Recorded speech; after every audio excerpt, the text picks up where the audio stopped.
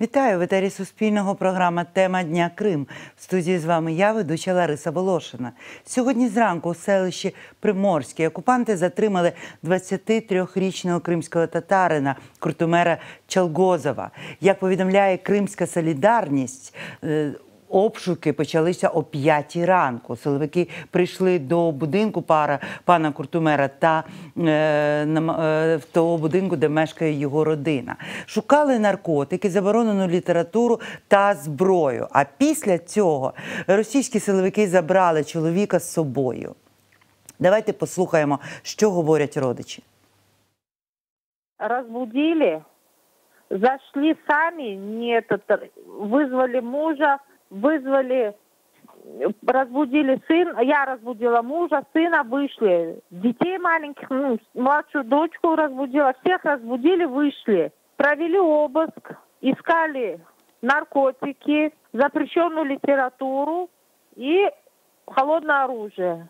Ничего не нашли, составили опись, подписалась я, забрали телефон, написали сына и забрали сына, увезли. Да, вот информацию, где находится сын, мы не имеем, я не знаю, где он. Сказали, в час, в два мы его отпустим. Время 15:05, его до сих пор нету. Полиция позвонила, приняли заявление, приехали с полиции, составили тоже протокол или заявление, как оно называется, и уехали.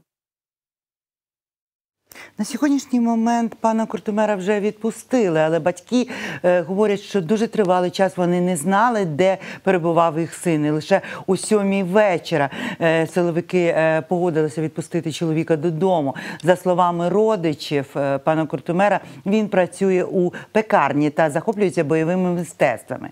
Тож про репресії в окупованому Криму, про ті різні стратегії, які використовує окупаційна влада для того, щоб привести кримськотатарський народ до покори. Ми поговоримо сьогодні з нашим гостем. З нами на зв'язку голова Меджлісу кримськотатарського народу пан Рефат Чубаров. Вітаю вас, пане Рефате.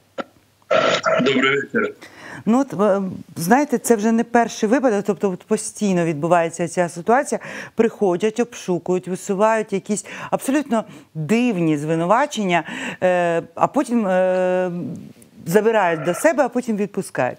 На ваш погляд, оцей момент, який використовують силовики, наскільки взагалі це є частиною, ну, принаймні, хоча б російської правової системи, забирати людину, вчиняти обшук, а потім робити вигляд, що нічого не відбулося? Ну, нібито вже 8-й рік, як це все відбувається, але дійсно дуже важко звикнути до того, наскільки вони кожного разу ці обшуки роблять з таким, знаєте, затятим намаганням принизити людей. Просто цинічно все це відбувається. До цієї родини, та от мама була Куртумера, пані Селіме, до них прийшли о 5:15 ранку. Збудили всіх, ви зараз чули, там є маленька дівчина, здається, десь років 7, можливо, більше. Перегорнули все, що було в домі, вивезли його. Вона потім протягом дня намагалася, вона телефонувала поліцію окупаційну, бо там, щоб дізнатися. І всі їй говорили, що ну раз відвезли, то потім чекайте, якщо завтра не буде, сьогодні не буде, завтра подасте заяву. А прийшли люди, які в масках, зброєю, помахали перед її обличчям якимсь посвідченням і вивезли дитину. І зрозуміло, що це спеціально для того, щоб навмисно, щоб більше і більше залякувати людей. Наскільки ми зараз отримали інформацію, Куртумера сьогодні допитували щодо Нарімана Джелялова. Таке враження, що російські окупанти намагаються розширити сфабриковане ними ж справу щодо диверсантів. Ну, от ці обшуки в 5 ранку, взагалі, така тактика, ну, можна було б зрозуміти, якби вона застосовувалася до людей, які переховуються, які десь там перебувають, і їх треба хапати в 5 ранку, бо в 6 вони зникнуть з поля зору. Але мова іде, як ви вже сказали, щодо просто громадян, які просто собі живуть, поруч діти, поруч матері. Пане Рефате, от те, що відбувається, особливо в контексті справи Нарімана Джеляла, на ваш погляд, чи можливо тут таке як певне спонукання, сигнал, надіслати сигнал кримським татарам про те, що варто триматися подалі від своїх структур, від представницьких органів влади свого народу? Ну, це вони вже роблять давно. Бачите, незважаючи на те, що зараз більше ніж 120 людей, з них подавляючи більшість кримські татари, позбавлені волі, я маю на увазі політв'язнів в Криму, і що більше 200 дітей неповнолітніх, які без батьків. До цього часу ми не знаємо тих, кого насильницьки було викрадено, і не знаємо, що з ними відбулося. І незважаючи на це, люди виходять на площі перед окупаційними судами, люди їздять до Ростова-на-Дону, а це вже в Росії, де судять більшість кримських татар, бо все те, що пов'язано нібито з тероризмом, екстремізмом, це прерогатива російських військових судів. Тобто окупанти наших людей більшості судять в Ростові. І для того, щоб змусити людей просто не виходити, вони побачили, що для кримських татар підтримка один одного – це є їхній стержень, це є всередині них. Вони по-іншому не можуть. Я колись говорив, що збереження власної гідності і збереження єдності, готовності допомагати, підтримати один одного. Підтримка, у нас соромно не виходити до сусіда, якщо в нього якісь є проблеми, тим більш за часи окупації люди не можуть не виходити. І тому вони, бачите, останніми тижнями взяли такі методи абсолютного намагання розчавити це відчуття людей. І вперше, ви ж бачили, і ваші глядачі, ви показували ці сюжети, коли вони затримали жінок, і вночі вони були в відділку поліції, незважаючи на те, що в них по троє, по четверо неповнолітніх дітей. Їх всіх присудили до великих грошових штрафів. Такого раніше не було. Тепер вони хапають жінок, беруть дітей. Цьому Куртумеру 23 роки. І зрозуміло, подивимося, його сьогодні відпустили, але сказали, що його ще будуть допитувати у зв'язку з справою Нарімана Джеляла. За повідомленням міністра закордонних справ України Дмитра Кулеби, на початку 2022 року планується візит Реджепа Таїпа Ердогана, президента Туреччини, до України. Чи буде зустріч Меджлісу з паном Ердоганом і про що ви плануєте з ним говорити?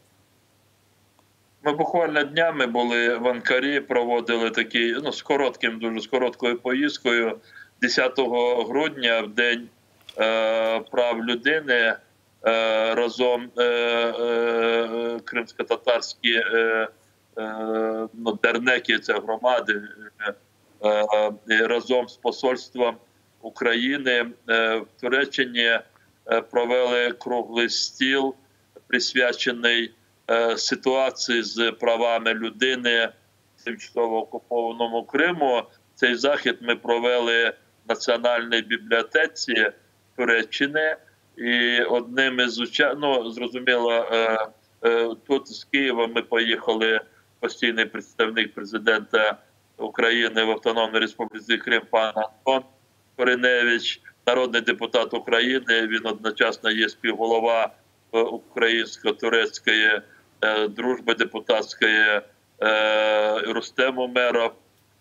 З турецької сторони була пані депутат турецького парламенту, пані Еміне, людей, здається, її прізвище, але одним із таких учасників був головний радник, в них Баш Данишман, тобто так, головний радник президента Туреччини Ердогана. І зрозуміло, що ми обговорили ті питання, ну, не так можливо. Ми говорили про те, що питання, пов'язане з ситуацією в Криму, будуть одним із головних під час візиту президента Туреччини Ердогана до України. Цей візит відбудеться, пан Кулеба говорив, пан міністр говорив, на початку 2022 року. Я думаю, що скоріше, ну не думаю, можливо, це буде на початку лютого, але це початок року. І головна мета цього візиту – це проведення засідання Українсько-турецької стратегічної ради. Це дуже важливо на тлі того, що відбувається зараз у світі і особливо на кордонах України. Я дуже сподіваюся, що буде наданий старт і проєкту 500 квартир для вимушено переміщених осіб. Ще одне питання стосується заяв, які звучать останнім часом від представників української влади. Вони різні, вони безумовно вони говорять про необхідність деокупації, про цінність Криму, про те, що Крим є українська земля, але от нещодавня заява президента України Володимира Зеленського, це відбулося 10 грудня. Пан президент дав можливість, він дав інтерв'ю телеканалу «1+1», де він сказав, не виключив можливість проведення референдуму щодо окупованих територій Донбасу та Криму, загальноукраїнських референдумів. І от тут виникає питання про статус корінного кримськотатарського народу, який визнаний, про міжнародні резолюції, які не дозволяють взагалі ставити питання про територію проживання, ну, про ставити питання про територію проживання корінного народу без представників корінного народу, без їх згоди. Пане Рефате, як відноситися до таких заяв, навіть теоретичних, гіпотетичних? Чи не зашкодить це зустрічі президентів України та Туреччини, тому що пан Ердоган є постійним другом і адвокатом кримськотатарського народу? Ну, дивіться, у нас не було ще можливості якимсь чином вточнити, що конкретно мав президент Зеленський, коли він висловив таку можливість проведення референдумів, в тому числі, як він сказав, по Криму. Але ви абсолютно праві. Знаєте, є такі принципи в міжнародному праві, які не можуть порушуватися ані сусідніми державами, якщо це мова йде про Україну, ані власними органами влади.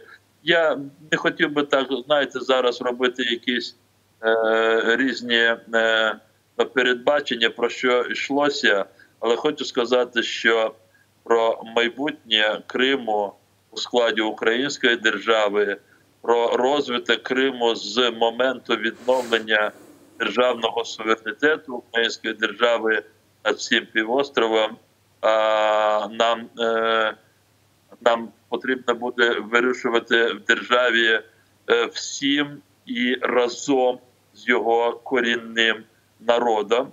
І тому, якщо мова йде про ті чи інший статус Криму у складі української держави, давайте ми тут будемо виходити як з норм міжнародного права і власних законів, тобто українських законів. Мені здається, що це те, що я зараз можу сказати, бо все інше ми пережили. Ми пережили з 1991 року, з моменту оголошення незалежності української держави і до вторгнення наприкінці лютого, на початку березня 2014 року російських військ, із чого почалася окупація. Я маю на увазі, що ми пережили, Київ намагався, чи українські політики, так буде вірніше, українські політики намагалися вирішувати долю Криму абсолютно без кримсько-татарського народу, його корінного народу, і без 500-тисячної української громади, етнічної української громади, яка живе в Криму. Я думаю, що ми цих помилок тепер не дамо нікому знову і знову повторювати. Ще одне питання, воно стосується множинного громадянства. 1 грудня під час звернення до парламенту президент України анонсував законопроект про множинне громадянство. Давайте послухаємо пряму мову пана президента. Важлива складова нашої міжнародної політики – підтримка світового українства. Я знаю, наскільки важливим для українців, що мешкають у США, у Канаді, у ЄС, є питання множинного громадянства. Сьогодні я вношу відповідний законопроект на розгляд парламенту. Нас 65 мільйонів. Вперше українці з усього світу будуть відчувати себе не діаспорою, не просто людьми українського походження, а українського громадянства, рівними українцями. Ми почули пана президента. 2 грудня цей документ був внесений до Верховної Ради.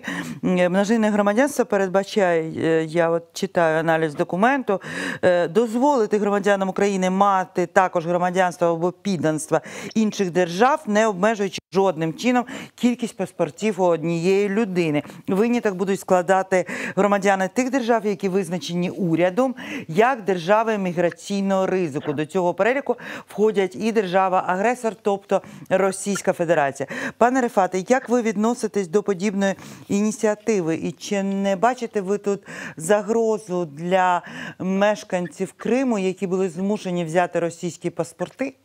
І от тепер виникає питання, як людина, яка має цей паспорт або в 16 років була змушена взяти, як вона через 10 років буде доводити, що в неї не російське громадянство, а окупаційне? Ні, знаєте, деякі моменти, вони настільки очевидні. Все те, що стосується примусового отримання паспортів Російської Федерації на окупованих, в тому числі і в окупованому Криму, на окупованих територіях, це все те, що примусово, це є недійсно, і з боку української держави це не буде носити жодних правових наслідків. Ми говоримо про те, що наших громадян України на окупованих територіях змусили примусово взяти російські аусвайси, і не більше. Так що тут... Але от для кримських татар, Пане Рефате, я хотіла уточнити тоді, для кримських татар, як однієї з найтаких розпорошених націй в світі, тому що великі діаспори, люди були змушені тікати протягом цих сотень років. Я хотів до цього перейти. Так що давайте, от окрема тема теж людей, які живуть на окупованих територіях, з цим ми розберемося дуже легко. Тут головне зараз передбачити правові механізми задля того, щоб ті колоністи, а їх вже близько мільйона, які заселили Крим, а це громадяни Російської Федерації, 99,9%, можливо, є з якихось там ще інших країн, там Середньої Азії. Головне, щоб вони поїхали всі геть з Криму, коли він буде звільнений. А тепер щодо множинного громадянства, зрозуміло, ми ж колись приймали закон про закордонного українця. Я пам'ятаю, я був одним із авторів цього закону, і тоді ми дискутували дуже про ці принципи, які мають бути покладені для того, щоб надавати статус закордонного українця. Тобто етнічний принцип чи територіальний. І зрозуміло, що кримські татари мають також чисельну діаспору, і кримські татари, окрім української держави, не мають власне, своєї історичної території. І зрозуміло, якщо ми говоримо, і це абсолютно правильно, що президент говорить про те, що українська діаспора має відчувати себе дуже тісно пов'язаною з власною державою, де би українці не проживали етнічно, ми маємо дбати так само про кримських татар. І тому тут, коли цей закон буде розглядатися, тут дуже важливо затвердити ті принципи надання громадянства, які би вирішували і питання діаспори кримсько-татарської. Але це теоретично. Якщо говорити по суті, я би до моменту відновлення територіальної цілісності України в межах міжнародно визнаних кордонів, я би не поспішав з прийняттям будь-яких законів, які надають можливість подвійного або множинного громадянства. І ще одне питання, яке я хотіла з вами обговорити. Це питання, це заява президента про прямі перемовини з Російською Федерацією. З'явилося, є опитування «Рейтинг», воно було опубліковано. І в цьому опитуванні деякі ЗМІ просто написали впряму, що 50%, понад 50% українців вважають, що Україна має вести прямі перемовини з Росією щодо врегулювання конфлікту на Донбасі. І 41 виступають проти цього. Але, як повідомив пан Олексій Гарань, науковий директор фонду Демініціативи, професор Києво-Могилянської академії, він пояснив в одній з програм про те, політклубі Віталія Портнікова, зокрема, він сказав, що насправді опитування «Рейтинг», воно було не про це. Там більшість, немає ніяких 50% українців, які хочуть прямих перемовин з Росією, але на питання, за яких умов президент може говорити впряму з президентом Російської Федерації, величезна кількість українців відповіли, що для звільнення полонених і політв'язнів. От, пане Рефате, ми повертаємося до цієї ситуації. Ну, по-перше, прямих перемовин між президентом України і президентом Росії. Що ви думаєте з цього приводу? А по-друге, чи буде Путін говорити з паном Зеленським про звільнення українських громадян, які були затримані в Криму? Тому що попри численні обміни, кримські бранці, вони завжди за дужками. Я можу погодитися з соціологами, що для того, щоб, скажімо, більш детально уявляти собі відношення громадян до прямих переговорів, то треба враховувати дуже багато нюансів. Перше, прямі переговори – це не є сепаратні переговори. Отже, ви розумієте, що українська держава вже протягом 8 років, тут буквально за декілька місяців буде 8 років, як Росія вторглася своїми військами на українську землю, ми об'єднано здійснювали спротив з нашими союзниками. Отже, ми не одні. І тому, зрозуміло, що президент України має право на прямі переговори з керівниками інших країн. І тут я би не обговорював би це його право. Але бачите, як вів ці переговори, скажімо, Байден. Він проконсультувався зі всіма основними партнерами, провідними країнами Європейського Союзу. І після проведення цих бесід чи зустрічі онлайн він знову їх всіх проінформував. Я думаю, що якщо я не є прихильником зараз прямих переговорів з Путіним, бо я розумію, що Путіна зараз буде цікавити лише одне – в який спосіб Україна буде капітулювати. Він на будь-які інші теми під час цих переговорів, я думаю, що він ще не готовий. Не готова в цілому вся політична еліта оточення Путіна. І тому я би тут, якщо б моя тут була б потрібна порада, я б сказав би, не поспішаємо. Але якщо все-таки, будуть прямі переговори, обов'язково ми обговорюємо зі всіма нашими партнерами, які питання, обговорюємо ті рішення, які можуть бути в ході переговорів. Ми ставимо питання, тобто президент ставить питання, президент отримує бажане, якщо не отримує, то далі переговорів немає. Це тоді буде чесно по відношенню до наших партнерів.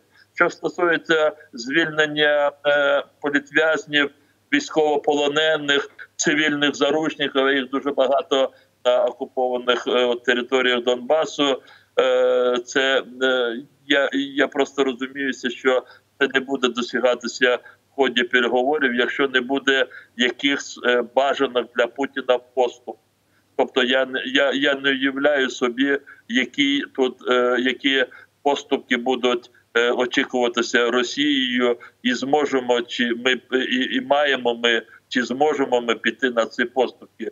Ви розумієте, це ми можемо поставити дуже нескладне, а катастрофічне становище тих, хто буде вести переговори з боку України.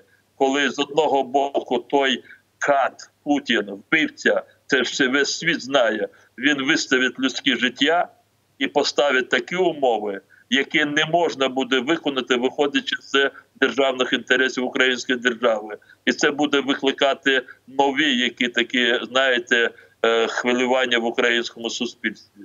Я би тому не радив. Він вже, дякую вам, пане Рефате, ми чули вже вимоги для проведення цих перемовин. Путін сказав, що не ставити питання Криму. Питання Криму закрите. І сам факт того, що президент України буде, якщо він приїде на перемовини з президентом Росії і не поставить питання Криму, це вже той компроміс. Це вже всім зрозуміло. Які б не були переговори, завтра, який би не був би тиск на Росію, як мінімум, що буде вимагати Росія, як мінімум, якщо їй не вдасться, скажімо так, утримувати, добитися контролю над Україною, те, що зараз Путін намагається здійснити, то він, як мінімум, буде намагатиметься залишити у себе Крим. І ви дійсно, я просто не хочу це говорити, зрозуміло, що це буде однією з мінімальних умов. Хіба ми можемо тут вести торг? То треба шукати інші форми тиску на Росію, на Путіна, щоб не торгуватися своїми землями. От і все. Дякую, пане Рефате. З нами був Рефат Чубаров, голова Меджлісу кримськотатарського народу. Цю програму для вас провела я, Лариса Волошина. Я прощаюся з вами на цьому і нагадую вам про необхідність дотримуватися карантинних засобів, вакцинуватися, берегти себе, берегти своїх близьких, тому що пандемія – це теж дуже величезна загроза, особливо на окупованих територіях. На все добре, друзі.